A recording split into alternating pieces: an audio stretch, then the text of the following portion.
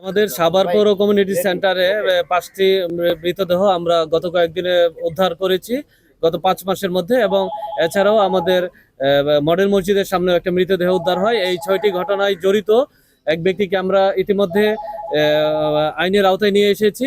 উনি ইতিমধ্যে আমাদের কাছে প্রাথমিকভাবে স্বীকার করেছে যে এই 6টি হত্যার সাথেই সে জড়িত রয়েছে।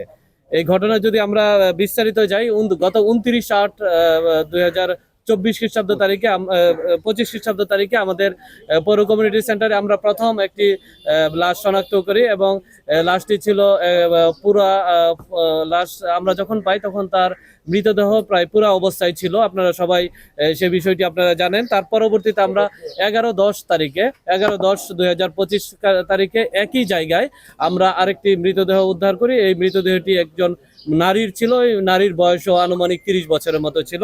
একইভাবে আমরা 19/12/2025 খ্রিস্টাব্দ তারিখে আমরা আরও একটি মৃতদেহ উদ্ধার করি। এই মৃতদেহটি একটি পুরুষের মৃতদেহ ছিল, যার বয়স আনুমানিক 30 থেকে 35 বছর ছিল। ওই মৃতদেহটিও পুরা অবস্থায় আমরা পাই। এবং গতকালকে আমরা সর্বশেষ 2টি মৃতদেহ উদ্ধার করি। একটি মৃতদেহের বয়স আনুমানিক 13 থেকে 15 বছর মতো হবে এবং আরেকটি মৃতদেহ পুরুষের বছর হবে। এই আমরা পুরো অবস্থায় পাই। এছাড়াও গত 4/7/2025 খ্রিস্টাব্দ তারিখে আমরা মডেল মসজিদের সামনে একজন বৃদ্ধার মৃতদেহ পাই।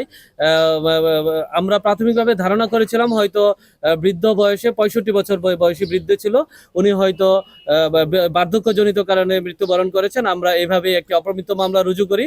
কিন্তু পরবর্তীতে দেখা যায় যে আমাদের যখন পোস্টমর্টম রিপোর্ট আসে দেখা যায় তাকে শ্বাসরোধ করে হত্যা করা হয়েছে। এই ঘটনার আলোকেই আমরা পরবর্তীতে একটা মামলা সাভার মডেল থানায় মামলা রুজু হয়। এই পুরো 6টি ঘটনায় আমাদের সাভার মডেল থানায় 6টি মামলা রুজু করা হয়েছে। এবং আমরা মামলা প্রতিটি ঘটনার পরই আমরা মূলত তদন্ত করতে থাকি। কিন্তু সবচেয়ে দুঃখজনক যে আমাদের যে বৃদ্ধ মহিলা ছাড়া আসমা বেগম, যার বয়স 65 বছর, উনি ছাড়া আর কারোই আমরা এখন পর্যন্ত পরিচয় শনাক্ত করতে পারিনি। এবং পরিচয় শনাক্তের জন্য আমাদের যে ধরনের কার্যক্রম গ্রহণ করার কথা আমরা সকল ধরনের কার্যক্রম গ্রহণ করেছি, কিন্তু কেউ এভাবে আমরা এখনো সাড়া পাইনি। এর বাহিরে আমরা পরবর্তীতে আমরা যেহেতু আমাদের সাভার থানায় মামলা রুজু হওয়ার পর আমাদের থানা পুলিশ, আমাদের ডিটেকটিভ ব্রাঞ্চ সহ আমরা সবাই মিলে মূলত কাজ করতে থাকি যে এই ঘটনার পিছনে কারা জড়িত আছে। এবং আমাদের পুলিশ সুপার স্যারের নির্দেশনায় আমাদের অফিসার ইনচার্জ সহ তার যে টিম আছে, এই টিমের নেতৃত্বে আমরা নিয়মিতই আমাদের যে এখানে কমিউনিটি সেন্টার এটার উপর নজরদারি বৃদ্ধি করি। আপনারা জানবেন যে ইতিমধ্যে আমরা পৌর কমিউনিটি সেন্টার আমাদের পৌরসভার সহায়তায় আমরা পরিচ্ছন্ন করেছি, লাইটিংয়ের ব্যবস্থা করেছি এবং কিছু সিসিটিভি ক্যামেরা আমরা ইতিমধ্যে স্থাপন করেছি। আমরা শুধু এই নিয়ে ক্ষান্ত হয়নি, আমরা যে ঘটনার আগের দিনও আমাদের যে ইন্সপেক্টর অপারেশনের নেতৃত্বে একটা টিম যারা এখানে অবস্থান করে তাদের জিজ্ঞাসাবাদ করছে এবং তাদের কোনো সন্দেহজনক কোনো কিছু তাদের চোখে পড়ে কিনা এই বিষয়গুলো তাদেরকে আমরা জিজ্ঞাসাবাদ করি। এবং এই জিজ্ঞাসাবাদ করার পরেও তারা বলেছে যে না, এই ধরনের কোনো কিছু তাদের চোখে লক্ষ্য করেনি। কিন্তু দুর্ভাগ্যজনক আমরা যাদের জিজ্ঞাসাবাদ করেছিলাম তাদের মধ্য থেকেই আমরা 18 তারিখ দুপুরবেলা, আপনারা জানেন যে দুপুরবেলা আমরা 2 জনের মৃতদেহ আমরা এখানে পাই। এই মৃতদেহগুলো পাওয়ার পর আমরা যেহেতু সিসিটিভি ফুটেজ আছে, আমরা সিসিটিভি ফুটেজগুলো বিশ্লেষণ করি এবং আমরা সিসিটিভি ফুটেজে বিশ্লেষণ করে একজনের অবয়ব আমরা লক্ষ্য করি, যাকে আমাদের সন্দেহের তালিকায় নিয়ে আসি। এবং তার নাম সে মশিউর রহমান খান ওরফে সম্রাট বলে তাকে নিজেকে পরিচয় দেয়। আমরা তাকে আমাদের হেফাজতে নিয়ে আসি।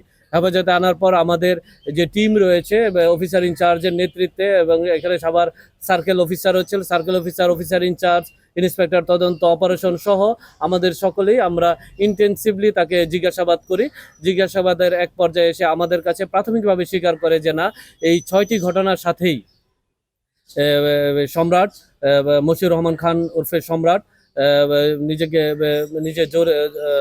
নিজে এটার সাথে জড়িত আছে বলে আমাদের কাছে প্রাথমিকভাবে সে স্বীকার করে। আমরা তাকে ইতিমধ্যে বিজ্ঞ আদালতে আমরা প্রেরণ করেছি। আমরা প্রায় 10 দিনের রিমান্ড চেয়েছি।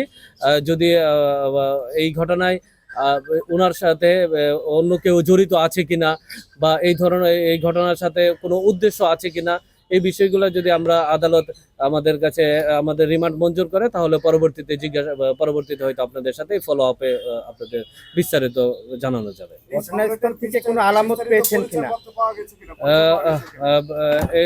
পরিচয়পত্র বলতে উনি উনি আমাদের যে নাম বলেছে এবং ঠিকানা বলেছে ব্যাংক কলোনি, আমরা নাম এবং ঠিকানা অনুযায়ী আমরা গিয়েছি। আমরা এখনো ওইখানে ঠিকানা শনাক্ত করতে পারিনি, এবং সে আলামত জব্দ বলতে যে সে প্রথমে হত্যার কাজে ব্যবহৃত একটা মাফলার রয়েছে, এই মাফলারটি ইতিমধ্যে জব্দ করা হয়েছে, এবং সে যে আগুন দিয়ে পোড়ানো তার যে মোডাস অপারেন্ডি, এই দিয়াশালাইটিও আমাদের উদ্ধার করা আছে। সেখানে পেট্রোল আসলে আমরা খুব অল্প সময় তাকে আমাদের